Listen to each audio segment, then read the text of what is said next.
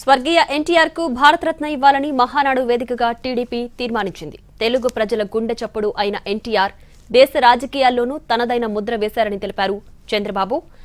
పేద ప్రజల సంక్షేమమే ధ్యేయంగా ముందుకు వెళ్లారని అన్నారు. బడుగు బలహీన వర్గాలకు అండగా నిలిచారని గుర్తు చేశారు. తెలుగు వారి ఆత్మగౌరవ నినాదంతో తెలుగు ప్రజల ఐక్యత కోసం బలోపేతం చేసి దేశ రాజకీయాల్లో ప్రాంతీయ పార్టీలకు గౌరవప్రద స్థానం తీసుకొచ్చిన మహోన్నత నాయకుడు శ్రీ ఎన్టీఆర్. భారత రాజకీయ చరిత్రలో ఆయన సేవలు విశిష్టమైనవి, అపూర్వమైనవి.